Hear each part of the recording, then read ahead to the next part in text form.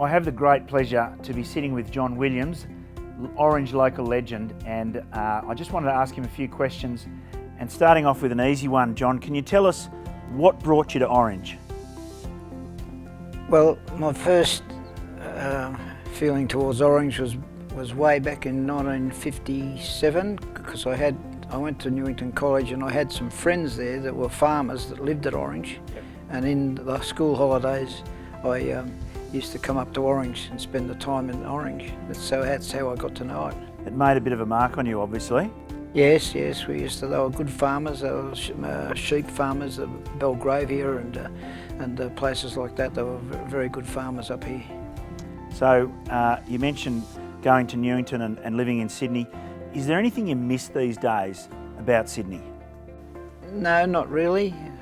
I've got my family down there, but the actual place itself is too congested. Yeah, I hear you. And I didn't understand that until I moved up here myself. And can you tell me, if you were to single down the one thing that you love most about Orange, what would that be? It seems to be a place with a lot of freedom, where you've got a lot of things right at your doorstep. Yep. You've got the food culture is terrific, the vineyards are terrific, and the weather is terrific. Even though it gets cold, yep. You get used to that after a couple of years, and we enjoy it up here because of the clean air. Yep, I hear about that one. And John, going back a few years now, you were selected to represent the Wallabies on the 63 South African Tour of South Africa. Can you tell me a little bit about the tour? I understand it was a long tour, and you guys started off as a group of individuals and ended up a strong team. That's right. We were a mixture. We had lawyers, doctors, scientists, and all sorts of artists. Myself, yep. We had quite a few artists in the side. It was a mixed side, and we just gelled together so well over there. We went there as the underdogs, and quite often we were at games. We were asked if we were the schoolboy team to play the curtain raiser, and of course we told them, no, we're playing the big game. But that's what it was like. They were a bigger side, a lot bigger than us over the whole time. But the funny part about it was when we were flying out of Sydney. It was a long flight.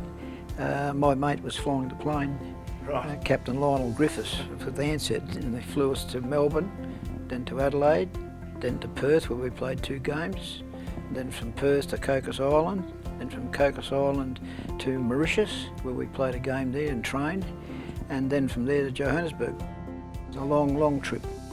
I'm guessing there is a standout highlight for you of that trip being the famous try that you scored in the corner at Ellis Park, that many people say was one of the greatest tries ever scored by the Wallabies because it went through so many hands and it was such a crucial game. Can you tell us, was there any other thing about that tour that you remember most fondly? Well, mainly it's the way we got on together as a team. Yep. The forwards were having troubles in the early stages of the game. Oh, as they do. Trying to handle their big size forwards. They were 2 stone heavier per man than we were. Wow. And the blokes that I were marking, they were over 6'3" around that size, and I was only 5'6". But they got together and closed the doors of the hotel where we were living at the time, and worked out how they were going to beat the Springboks. Okay. No one was allowed in, not the backs, not the coaches or the manager, just them on their own. They thrashed it out. So that's how they formed this combination to beat the Springboks. You mentioned your frame, and I know that many of your teammates considered you one of, if not the fastest winger in the world game at the time. Well, maybe that could be so, I don't know, but I was going pretty quick in those days. I had to learn to run quick because the wingers were so big the other side. I had to put a bit of speed on. I know that you were selected to be part of the Empire Games, now Commonwealth Games, as a sprinter, but that perhaps you felt that you were selected in the wrong event.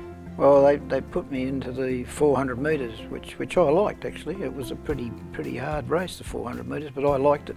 I liked the 400 metres, but unfortunately, you know, I didn't have any luck there because I slipped my disc coming out of the starting blocks. Yes. And they put me in plaster, my whole body in plaster for a month to get over that. So that was one setback. But it didn't stop me. As soon as I came out of that, the doctor said, "You won't be playing football again." I said,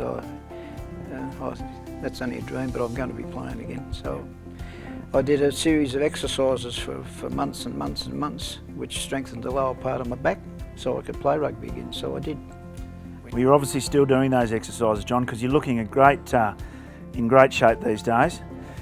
Now, just to make us all feel pretty hopeless with our skill set, you're also, as mentioned before, a renowned artist, and it is, and you've done artwork for all sorts of things. I understand that you've done an artwork for a book that's coming out soon about the way the game they play in heaven is heading in our country.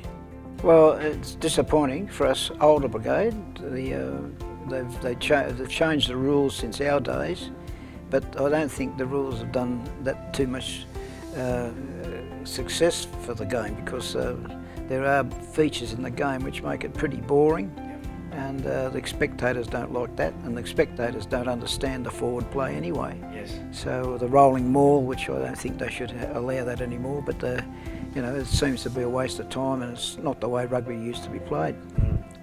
We used to throw the ball around, and there was fair bit of speed in the side in those days. Yep.